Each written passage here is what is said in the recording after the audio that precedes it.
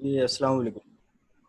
अच्छा स्टूडेंट्स, मुझे एक दफ़ा एक्नॉलेज कर दीजिएगा, चाहे वॉइस पे कर दें या चैट पे कर दें, कि मेरी आवाज़ क्लियर आ रही है आप सबको।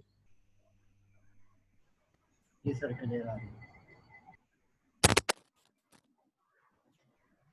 ठीक।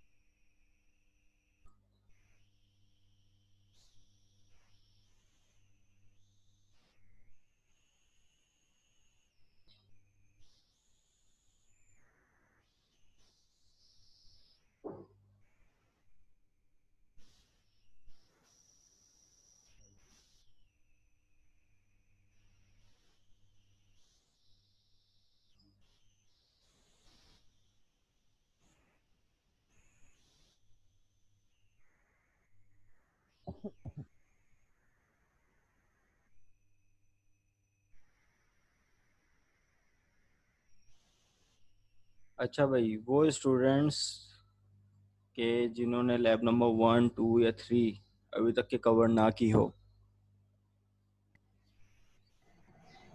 सर 3 नहीं करी, 1 और 2 कर दी। 3 भी तो मैंने जल्दी अपलोड कर दी थी, वो क्यों नहीं करी? अच्छा, दूसरी बात ये है कि भाई हमारी पॉसिबिलिटी नहीं निकल पाई कि भाई सैटरडे संडे हमने एक अनऑफिशियल मीटिंग किसी एक दिन करनी थी आधे घंटे की, जिसमें डिस्कस करना था कि भाई टास्क की क्या कहानी है, तो वो तो खैर नहीं हो सका। तो फिर यही है कि अब तुम लोगों के पास थोड़ा सा बर्डन ये आ जाएगा कि तीनों लैब एक साथ सबमिट करवानी होंगी एक ही टाइम पे एक ही दिन।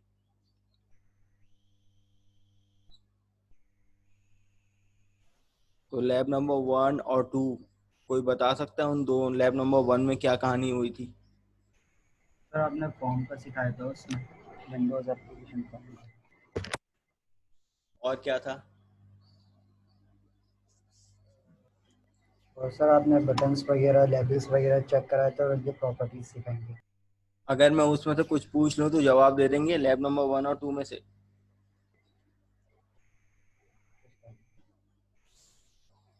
जी स्टूडेंट्स।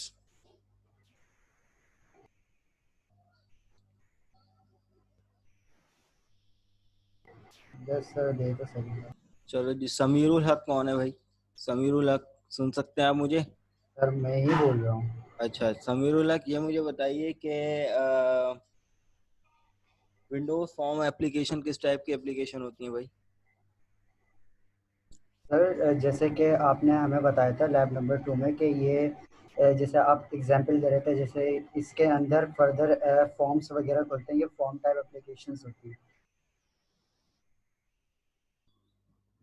जैसे कि अगर उसके अंदर हमें फर्दर फॉर्म्स ओपन करना है तो आपने फाइल, जैसे कि उसमें फाइल होता है और एडिट वगैरह, उस तरीके से आपने सिखाया था कि एप्लीकेशन फॉर्म में फर्दर एप्लीकेशन फॉर्म्स ओपन हो जाते हैं।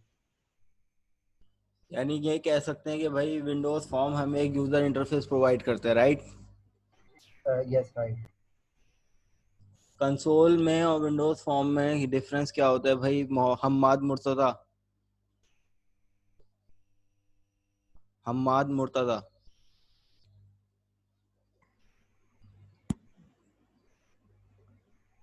जी हम्माद मुर्तज़ा, सुन सकते हैं आप मुझे? अच्छा जी, उज़ैफा अहमद। Yes sir. जी, what is the difference between the console application and windows form? Sir windows form में जो है हम लोग यानी कि कंपोनेंट्स के ऊपर काम कर रहे होते हैं, और जबकि कंसोल में ये हम नहीं करते। तो कंसोल प्रोग्रामिंग और फॉर्म प्रोग्रामिंग में कोई डिफरेंस नजर आता है आपको, या दोनों सर से? उसमें सर कंसोल में हर सर डिफरेंट कोडिंग बहुत ज़्यादा करनी पड़ती है, और इसमें जो है काफ़ी चीज़ें आपको लाइब्रेरी से मिल जाती हैं जिसमें कोडिंग ऑलरेडी होती है। मतलब सर हर ऑब्जेक्ट पे कोडिंग करनी पड़ती है ना। यानी बेसिकली विंडोज फॉर्म पे एक स्ट्रक्चर प्रोग्रामिंग होती है। स्ट्रक्चर प्रोग्रामिंग से क्या मुराद कि भाई कि हर विंडोज फॉर्म के किसी भी एज पर रिक्वायरमेंट कंट्रोल के पीछे उसकी कोडिंग लिखनी पड़ती, जबकि कंसोल में क्या करते थे, एक ही साथ सारा कोड उतार देते थे। खुद ही टाइप करना अब पड़ता है। उसी में ही हमारे डिफरेंट डिफरेंट मॉड्यूल होते थे। उनको फिर आइडेंटिफाई हम कैसे करते थे भाई, बाय यूजिंग कमेंट्स। लेकिन विंडोज फॉर्म में का हर कंट्रोल उसके इवेंट के पीछे लिखा जाता है। लाइक सिंपल बटन, 2 नंबरों को अगर ऐड करवाना है, और वो ऐड कब होंगे, जब आप बटन दबाओगे, तो बटन दबाने का इवेंट कौन बताएगा, बटन का इवेंट का नाम क्या होता है।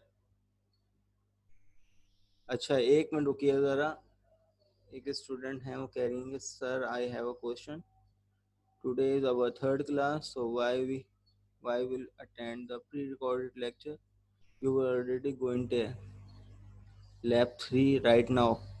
नहीं भाई नहीं, पहली बात तो ये देखें कि भाई लैब हमारी जो है वो एक ऑफ हो गई थी, बारिश की नज़र हो गई थी, तो उस दिन हमारी लैब नंबर 1 थी। रिकॉर्डिंग लेक्चर का मतलब ये हरगिज नहीं होता कि भाई अब हमारी जान छूट गई, नहीं। रिकॉर्डेड लेक्चर का मतलब ये होता है कि भाई आपको हमने अपना कंटेंट डिलीवर कर दिया। लाइव सेशन में अगर उसमें कोई क्यूरीज हैं, आप उस क्यूरीज को डिस्कस करें, नहीं तो समराइज करके उसी लेक्चर को हम लोग लाइव सेशन में दोबारा डिस्कस कर लेंगे, और जो भी टास्क होंगे उससे रिलेटेड वो लाइव सेशन में हम लोग करेंगे। ये लाइव सेशन की रिक्वायरमेंट होती है। अब आपकी अगर देखा जाए तो पहली लैब तो मिस हो गई थी, वो पूरा वीक गया, अभी तक उसका मेकअप भी नहीं लगा।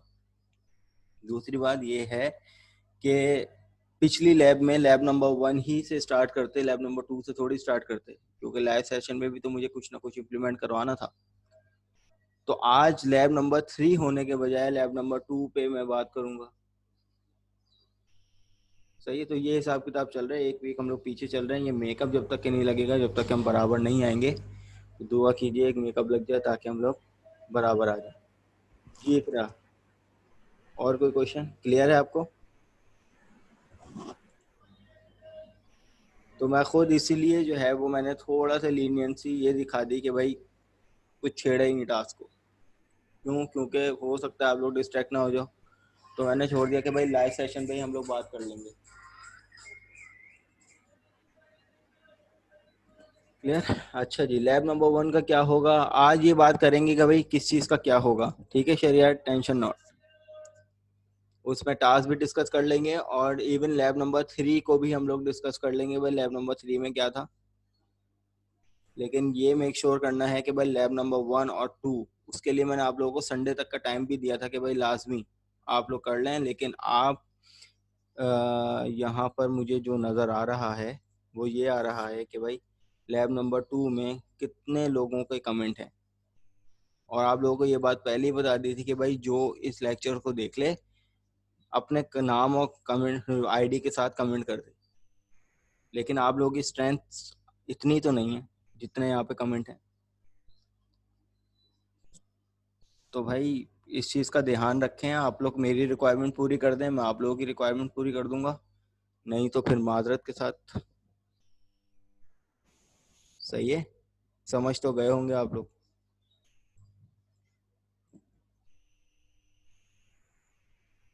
अच्छा जी, शहरियार कह रहे हैं कि सर लैब नंबर 1 में एमडीआई एप्लीकेशन बनानी है, मगर प्रीवियस लेक्चर में यही मैं आप लोगों को बता रहा हूँ, और लैब नंबर 1 में ही आप लोगों को बता दिया था कि लैब नंबर 1 में जो रिकॉर्डेड लेक्चर हैं वो कंप्लीट नहीं है। लैब नंबर 2 के साथ मैंने पहले एमडीआई को कंप्लीट करवाया है लैब नंबर 1, देन उसके बाद डेटाबेस स्टार्ट करवाया है लैब नंबर 2। बताई तो थी ये बात।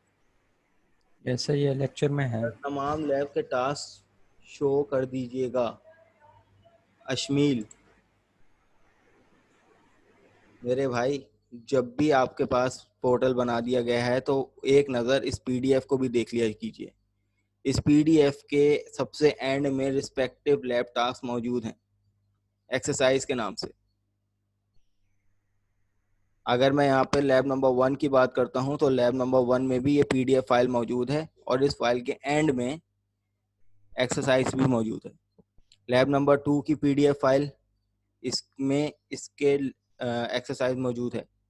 लैब नंबर 3 जो इसकी जो पीडीएफ फाइल है इसमें इसके लैब एक्सरसाइज मौजूद है, तो एक दफ़ा देख लीजिएगा, देख लिया करें, उसमें मिल जाएगा आपको।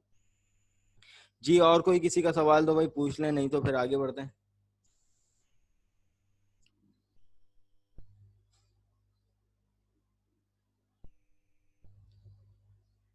चलें जी, तो यहाँ पे बात हो रही थी कि लैब नंबर 1 प्योर हमारी विंडोज़ फॉर्म एप्लीकेशन में थी, जिसमें हमने सिंगल डॉक्यूमेंट इंटरफेस पे काम किया था, और प्रीवियस सेशन लाइव सेशन में भी हम लोगों ने एक एग्जांपल ले ली थी कि भाई किस तरीके से टेक्स्ट बॉक्सेस से यूजर से इनपुट लिया जा रहा था, रेडियो बटन कैसे यूज किया जा रहा था, सिंपल बटन के पीछे कोड कैसे हो रहा था, और इवन एक्सेप्शन हैंडलिंग भी देखी थी या नहीं? ट्राई कैश का ब्लॉग देखा था?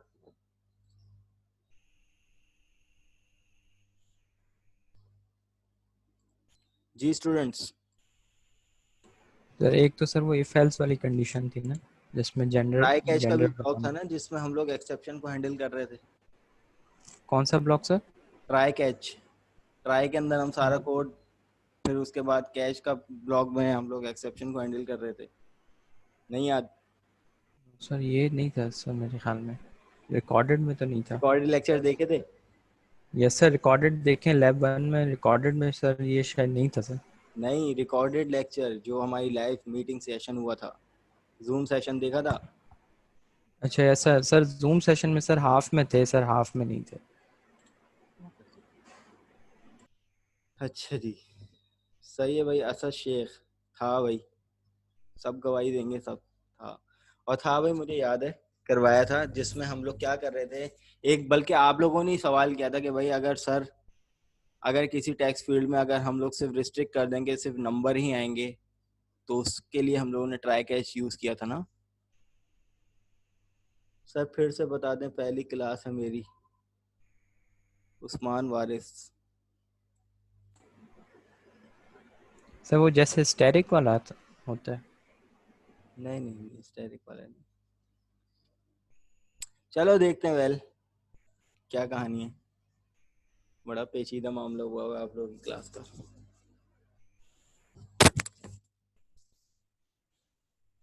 अच्छा जी, स्टेप बाय स्टेप मैं समराइज करते हुए चलूंगा कि भाई लैब नंबर 1 और 2 को समराइज करेंगे कि भाई लैब नंबर 1 और 2 में क्या कहानी थी, क्या था रिकॉर्डेड लेक्चर।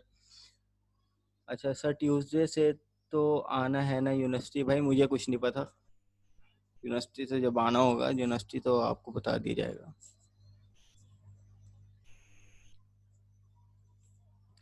अच्छा जी, तो विजुअल स्टूडियो से स्टार्ट करते हैं।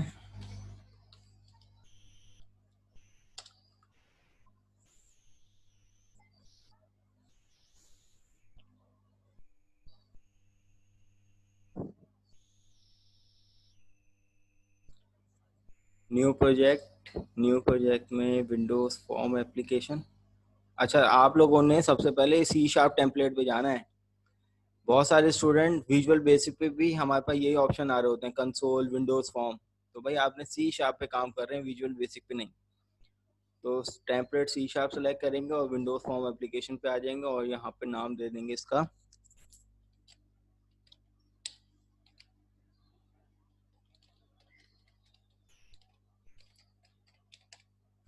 क्लियर। तो यहाँ पे एक एप्लीकेशन क्रिएट कर लेते हैं।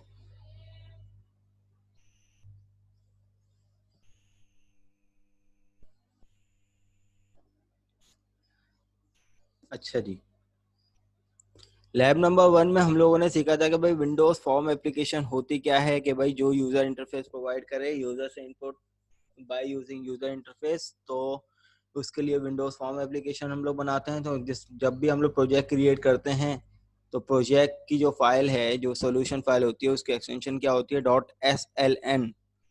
और उसके अंदर आप देख रहे हैं एक प्रोजेक्ट एक सिस्टम, तो राइट क्लिक करके अगर हम लोग ऐड करेंगे, तो यहाँ पे न्यू प्रोजेक्ट, ऐसे 50 प्रोजेक्ट हम लोग क्रिएट कर सकते हैं एक सॉल्यूशन फाइल में। तो इस टाइम जो हमारे पास प्रोजेक्ट है इटसेल्फ, वो प्रोजेक्ट का नाम है lab2 ऑब्जेक्ट ओरिएंटेड प्रोग्रामिंग, और आपकी आईडी सही, जिसमें बाय डिफॉल्ट एक फॉर्म प्रोवाइड मौजूद होता है, जो कि एक ब्लैंक फॉर्म है। विंडोज फॉर्म का हर कंट्रोल इटसेल्फ एक अपनी टाइप लेकर बैठा हुआ होता है। ये भी बात बताई थी, चाहे वो फॉर्म ही क्यों ना हो। तो जिस कंट्रोल पे क्लिक करेंगे तो उसकी यहाँ पे प्रॉपर्टीज आ रही होती हैं। अगर मैं विंडो अपने इस फॉर्म का टाइटल चेंज करना चाहता हूँ तो हमारे पास दो टाइप की प्रॉपर्टी होती हैं। एक होती है टेक्स्ट प्रॉपर्टी जिसमें फॉर्म 1 लिखा हुआ होता है, और एक होती है नेम प्रॉपर्टी। नेम आपके बैक एंड क्लास का नाम होता है, और टेक्स्ट प्रॉपर्टी जो आपका बाज़ाहिर तौर पर जो टेक्स्ट होता है, जो नज़र आ रहा होता है, ये होता है। मैं इसको नाम दे देता हूँ कैलकुलेटर और इंटर कर देता हूँ। ठीक है, तो ये मेरे पास टेक्स्ट प्रॉपर्टी ने क्या किया, मेरा टाइटल चेंज कर दिया।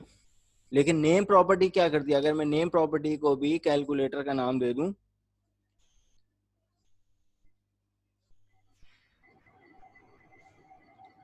तो क्या होगा, तो मेरे पास जब मैं इसके डिजाइनर फाइल में जाऊंगा तो आप यहाँ पे देखो किस नाम से हो गई ये मेरी पास क्लास, कैलकुलेटर के नाम से। तो सिर्फ नेम और टेक्स्ट का मैं मतलब सिर्फ ये बता रहा हूँ कि अगर सिंपल बटन की बात करते हैं तो बटन के ऊपर जो नाम लिखा हुआ होता है कि फॉर एग्जांपल ऐड, सब्ट्रैक्ट, फला फला, वो टेक्स्ट प्रॉपर्टी होती है। लेकिन बटन के पीछे जहां हम लोग कोड करते हैं तो वो जो इवेंट होता है वो नेम प्रॉपर्टी होती है।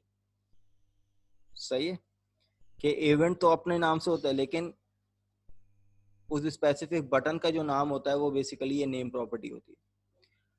अब मैं अगर यहाँ पर सिंपल डबल क्लिक करके फॉर्म पे जाऊंगा तो यहाँ पर देखो अब मुझे फॉर्म 1 लिखा हुआ आ रहा, यहाँ पर इसका नेम क्या हो गया, कैलकुलेटर हो गया। तो नेम प्रॉपर्टी ये होती है। सही है, तो अभी हम इतनी डेप्थ पे नहीं जा रहे। हमने बात की थी कि विंडोज फॉर्म ये हमारे पास डिजाइनर फाइल होती है और ये उसकी वो फाइल होती है जिसमें हम लोग कोडिंग करते हैं। सही है, जो कि पार्शियल क्लास होती है फॉर्म, जो कि इस चीज का मतलब ये है कि भाई ये क्या है, एक फॉर्म है, हम एक और फॉर्म ऐड करें वो भी एक फॉर्म होगा, तीसरा फॉर्म ऐड करें वो भी एक फॉर्म होगा। तो इसका क्या मतलब है, कैलकुलेटर के नाम से आपने एक फॉर्म बनाया है लेकिन वो एक क्या है, फॉर्म है। तो जैसे कि मैं आपसे बात करूं कि भाई समीर, समीर कौन है इस टाइम, एक स्टूडेंट है। ठीक है, गुलरुख कौन है, वो एक स्टूडेंट है। सही है, अफान कौन है, वो भी एक स्टूडेंट है एमएस का। लेकिन हैं तो हम तीनों स्टूडेंट, लेकिन हम लोग अपने नाम से यूनिकली आइडेंटिफाई हैं। चलो नाम नहीं तो एटलीस्ट कोई ना कोई यूनिक आईडी तो होगी। जैसे मेरी आईडी है 644330, आप लोगों की आईडी भी कुछ और होगी। सही है, तो विंडोज फॉर्म में भी इसी तरीके से हर कंट्रोल इटसेल्फ एक अपनी टाइप है, लेकिन अपने नाम से यूनिकली आइडेंटिफाई हो सकता है। अब इसी तरीके से हम लोगों ने बात की थी विंडोज फॉर्म के कंट्रोल्स, ये तमाम कंट्रोल्स होते हैं, ये simple button drag and drop किया। अब ये क्या है, ये भी एक बटन है। ठीक है, इसको मैं कॉपी करूं और पेस्ट कर दूं, ये लो ये भी एक बटन है। क्या हम इसको टेक्स्ट बॉक्स से कह सकते हैं, नहीं। ये दोनों क्या हैं, बटन है, लेकिन ये बटन 2 है, ये बटन 1 है। बाय डिफॉल्ट इस नेम से यूनिकली आइडेंटिफाई होगा, नेम प्रॉपर्टी से। अब मेरी अपनी मर्जी के भाई मैं इसको नाम, अगर मैं इसको ऐड करवाना चाहता हूँ तो मैं ऐड करवा दूं। तो मैं आपको यही रिकमेंड करूंगा कि अपने प्रोजेक्ट में जो भी बटन वगैरह बनाए, जो भी कंट्रोल लिखें, तो उनका मीनिंगफुल नेम दें, ताकि प्रोजेक्ट की इवैल्यूएशन के टाइम ना तो आपका टीचर कंफ्यूज हो ना तो आप लोग कंफ्यूज हो। हर कंट्रोल उसका मीनिंगफुल नेम से होगा तो आप लोगों को भी परेशानी नहीं होगी। मैंने यहाँ पे इसको लिख दिया सब्ट्रैक्ट।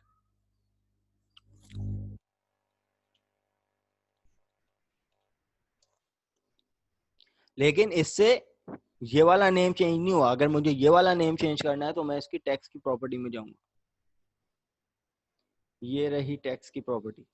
अब मैं यहाँ पे लिखूंगा एडिशन, तो यहाँ पे ये एडिशन होगी।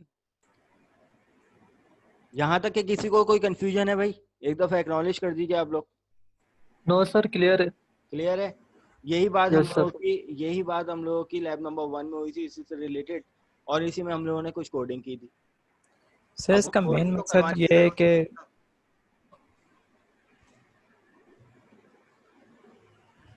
जी बोलिए। सर सर मैं ये बोल रहा था कि मतलब ये हम नेम इसलिए चेंज करते हैं ताकि हमारा जो कोड है वो कोई और भी समझ सके, मतलब। जी एग्जैक्टली मैं आपको बताता हूँ, बल्कि कोडिंग करते हुए चलते हैं।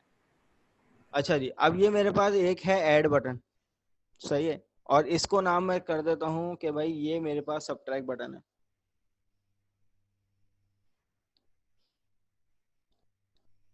सही। इनका नाम भी मैंने यहाँ पर अपनी मर्जी से लिखा हुआ है ऐड, और इसका नाम भी मैंने लिखा हुआ है सब्ट्रैक्ट।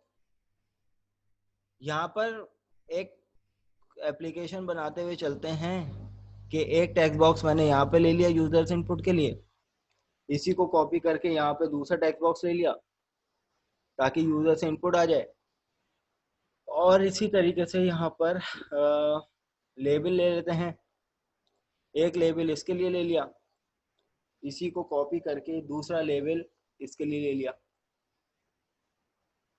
और यहाँ से इसी को दोबारा कॉपी करके ये रिजल्ट के लिए ले लिया। अब इस लेबल को नाम दे देते हैं हम लोग, लेबल का नाम हम लोग दे देते हैं यहाँ पर, इसकी टेक्स्ट प्रॉपर्टी कहाँ थी भाई, ये रही, यहाँ पे मैं दे देता हूँ num1, ताकि भाई ये पता चल जाए भाई ये नंबर 1 है। यहाँ पे दे देता हूँ num2, और इसका नाम दे देता हूँ भाई रिजल्ट। अब ये प्रॉपर एप्लीकेशन मेरी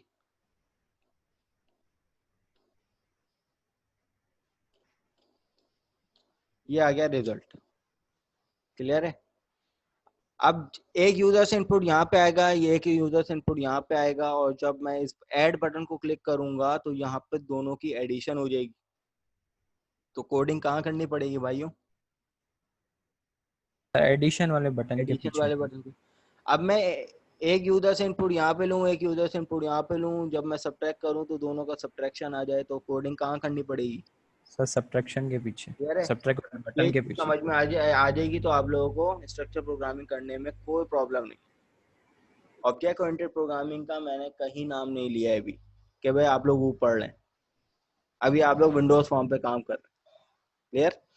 तो यहाँ पर एडिशन के बटन पे जैसे ही हम जाएंगे तो मैंने एडिशन का नेम की प्रॉपर्टी में क्या लिखा था, ऐड लिखा था। Sir add, yes sir, add सही है। लिखा है। और ये अंडरस्कोर क्लिक कहाँ से आया, तो भाइयों ये इवेंट का नाम होता है, ये क्लिक करने पर आपका ये पूरा कोड चलेगा, और इस इवेंट का नाम क्या हो गया, इवेंट का नाम ये है, और कौन से बटन है भाई, ऐड का बटन है जिसमें एडिशन की कोडिंग लिखेंगे। अब ये मुझे बताओ कि क्या ये मीनिंगफुल कोडिंग है या नहीं। आप अपने टीचर को बता सकते हो कि भाई मिस जो है इसका हमने हर बटन का जो इवेंट है एक मीनिंगफुल नेम से रखा हुआ है, ताकि क्लियर हो जाए कि भाई इसमें एडिशन की कोडिंग है। अब इसमें यस सर, कोडिंग करते बिल्कुल। रहो। अब इसमें कोडिंग किस तरीके से करेंगे कि भाई यूजर से इनपुट, विंडोज फॉर्म के हर कंट्रोल से जो यूजर से इनपुट आता है वो in the form of string आता है, टेक्स्ट आता है, ऐसा ही है। जी सर, ऐसा ही है, बिल्कुल। सही है। लेकिन अगर हमें रिस्ट्रिक्ट करना है तो वहां पे वेरिएबल ले लो भाई, तो यहाँ पर डबल एक वेरिएबल ले लिया, डबल num1 के नाम से एक वेरिएबल ले लिया, और उसमें डबल डॉट पार्स करके टाइप कास्टिंग कर ली, और कंसोल में जो यूजर्स इनपुट लेते थे कैसे लेते थे, कंसोल और रीड कंसोल लाइन से, dot read line read line से। लेकिन यहाँ पे यूजर्स इनपुट कहाँ से आएगा, यहाँ से डॉट यूजर्स एक, इनपुट मतलब इससे सर, आएगा। Yes sir, num1 dot txt वो। हाँ बिल्कुल सही है, तो ये आ जाएगा num1 नहीं, टेक्स्ट बॉक्स ओ, one text dot box one. Text. सही है। इसी तरीके से यहाँ से इसी को कॉपी कर लें आप लोग, नेक्स्ट लाइन पे आ जाएं, तो ये हमारे पास दूसरा इनपुट कहाँ से आएगा, टेक्स्ट बॉक्स 2 से आएगा, और इसके इसका जो वेरिएबल होगा सेम नेम से तो नहीं हो सकता ग्लोबल वेरिएबल, तो यहाँ पर num2 कर दिया। ठीक है। अच्छा क्लास 5 मिनट ज़रा रुक जाइए, होल्ड कीजिए, अजान हो जाए फिर कंटिन्यू करते हैं, लीव मत कीजिएगा।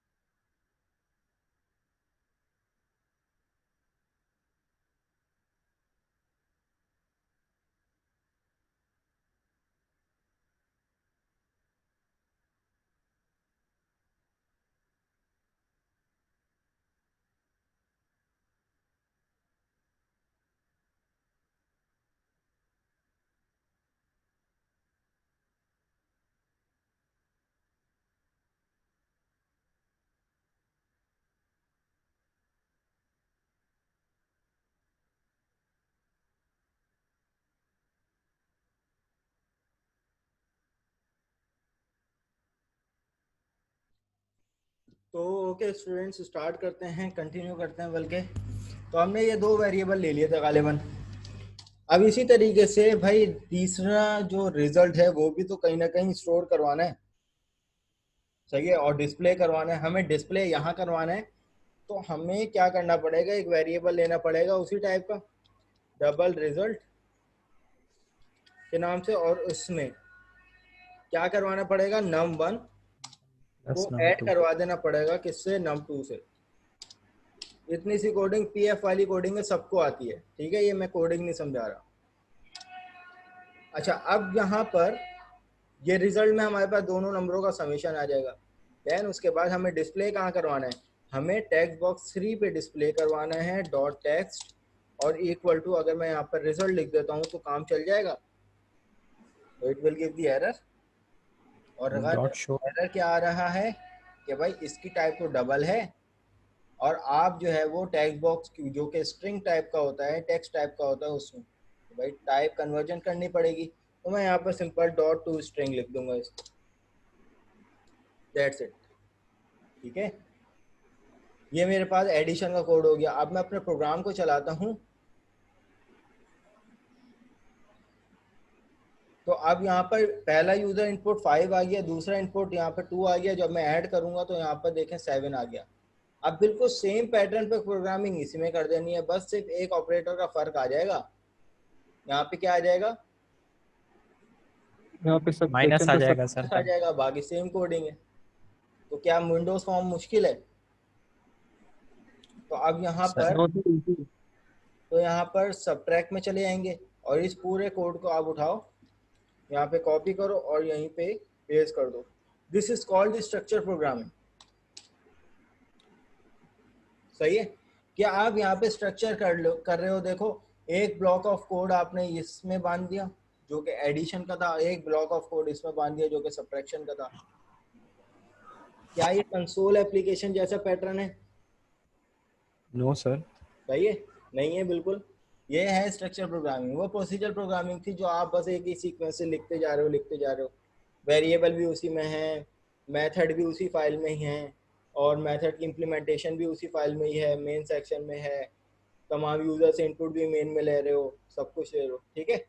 लेकिन यहाँ पे पैटर्न क्या है भाई, ये एक डिज़ाइन है, डिज़ाइन के बैक एंड पे इवेंट्स बने हुए, इनको कहते हैं इवेंट्स, ये कहलाते हैं इवेंट्स। और उन इवेंट्स के पीछे आप लोग स्पेसिफिक कोडिंग कर रहे हो, that is called structure programme.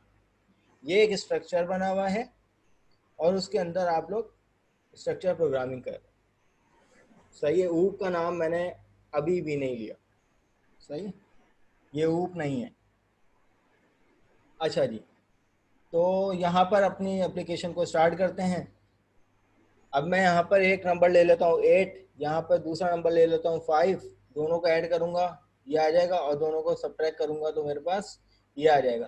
तो भाई इसी तरीके से बात हुई थी लैब नंबर 1 की प्रीवियस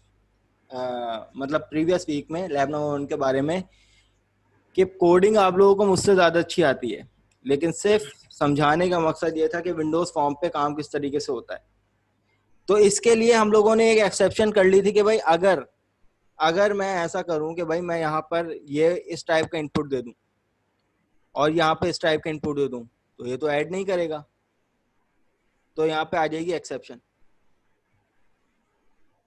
और एक्सेप्शन क्या आएगी, एक्सेप्शन आने से एक तो आपका कोड भी ब्रेक हो गया, ठीक है, इसने बता भी दिया कि भाई इस लाइन पे बंद हो गया, कि आपने यहाँ पे डबल वैल्यू देनी थी और आप दे क्या रहे हो, स्ट्रिंग वैल्यू। तो यहाँ पर जो एक्सेप्शन आ जाएगी वो क्या आ जाएगी, input string was not in correct format.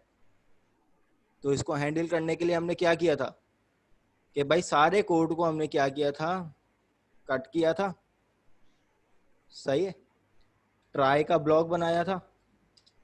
Try में आती है सिर्फ बॉडी, और उस बॉडी के अंदर पूरे कोड को पेस्ट कर दिया था। अब इस कोड में आने वाली एक्सेप्शन को कौन कैच करेगा, वो कैश का ब्लॉक कैच करेगा। कैच में पैरेंथेसिस आते हैं और इसकी बॉडी आती है। और पिछली लैब में आप लोगों को ये भी बताया था, यहाँ पर हम लोग लिखते हैं एक्सेप्शन, जिसमें एक्सेप्शन आती है। और यहाँ पर मैसेज एक डायलॉग बॉक्स भी बनाना बताया था कि भाई डायलॉग बॉक्स कैसे बनता है, मैसेज बॉक्स डॉट शो, सही है। और इसके अंदर हम लोग एक खूबसूरत सा डायलॉग बॉक्स बनाने के लिए 4 पैरामीटर यूज करते हैं।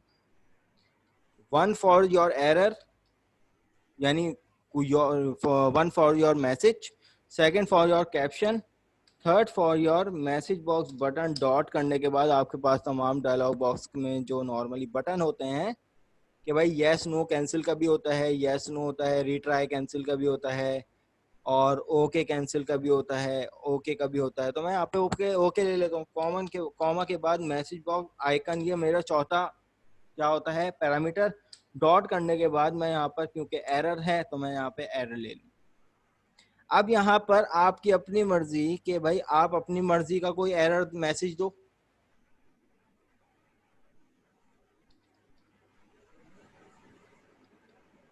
सही है, एरर इन वैल्यूज। कैप्शन मैंने दे दिया एरर। अब इससे होगा क्या, इससे ये होगा कि अब मैंने यहाँ पर गलत वैल्यू दे दी। अब मेरा कोड ब्रेक नहीं होगा, आपकी एप्लीकेशन क्रैश नहीं होगी। इससे होना ये चाहिए जो आपके सामने, सही है। वैल्यू एरर इन वैल्यूज पहला पैरामीटर, दूसरा पैरामीटर कैप्शन, तीसरा पैरामीटर बटन, चौथा पैरामीटर आइकन। अब ये बताओ ये चीज किसको समझ में नहीं आई? सर अब ये चीज सब्ट्रैक्ट के इवेंट में भी करनी पड़ेगी ना, अगर बिल्कुल वहां पे है ना। बिल्कुल करनी पड़ेगी। ये तो अभी सिर्फ करना बताया कि भाई एक्सेप्शन को हैंडल करने का ये तरीकेकार है कि जिस कोड में एक्सेप्शन आ सकती है उस पूरे कोड को ट्राई के ब्लॉक में बांध दो। कैश क्या करता है, उस ब्लॉक में आने वाली एक्सेप्शन जो होती है उसको कैश करता है। अब मैं चाहता हूं कि जो ओरिजिनल एक्सेप्शन है वही मेरे पास एज इट इज प्रिंट हो जाए। तो उसके लिए मुझे एक्सेप्शन का एक पैरामीटर कोई भी किसी भी कैरेक्टर से ले लो, किसी भी नाम से ले लो, और उसके बाद यहाँ पे लिख दो m dot message, that's it. अब इससे क्या होगा, अब देखो मैंने कोई एरर मैसेज नहीं लिखा। जो बाय डिफॉल्ट एक्सेप्शन में जो मैसेज मैंने आप लोगों को पहले पढ़ाया था कि input was not in correct format, तो मैं यहाँ पर वही मैसेज उठ के आपके डायलॉग बॉक्स में आ जाएगा। मैं यहाँ पर एक वैल्यू देता हूँ इधर गलत, एक वैल्यू देता हूँ इधर गलत, और यहाँ पर करता हूँ तो देखें input string was not in a correct format. Clear?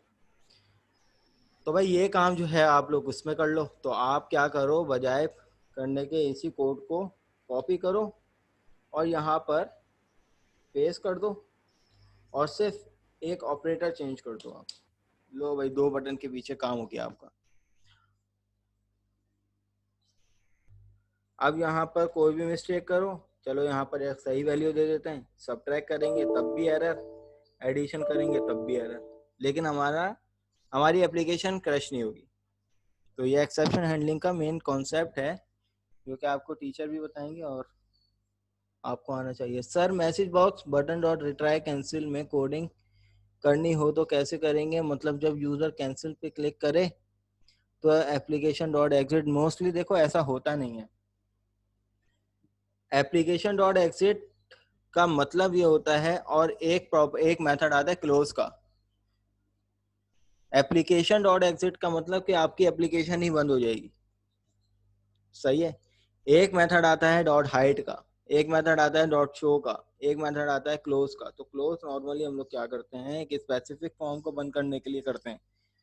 लेकिन अगर हमने किसी बटन के पीछे एप्लीकेशन डॉट एग्जिट का मेथड, एप्लीकेशन एक क्लास है जो कि आपकी जो भी एप्लीकेशन हो जाएगी, एग्जिट का मेथड अगर हमने कॉल कर दिया तो वो किसी भी फॉर्म से आपकी एप्लीकेशन को बंद कर सकता है। तो ये बेस्ट प्रैक्टिस नहीं है।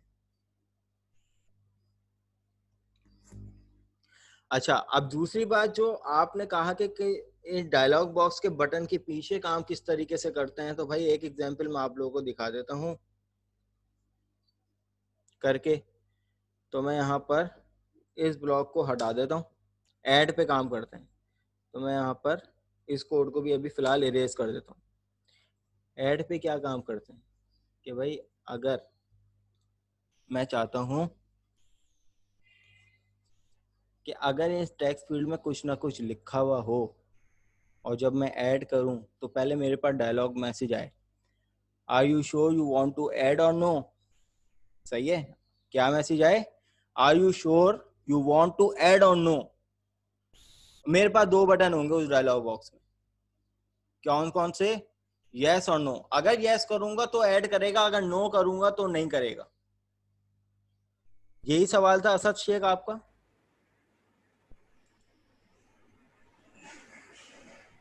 ठीक है, तो चलो इस पे काम करते हैं। मैं यहां पर कंडीशन ले लेता हूं। चलो पहले यूजर से इनपुट ले लेते हैं। तो मैं यहाँ से इन 2 इंस्ट्रक्शन को उठाकर कॉपी कर लेता हूँ और बाकी मैं यहाँ पर पेस्ट कर दूँ। ये यूजर से इनपुट आ गया। यहाँ पे कंडीशन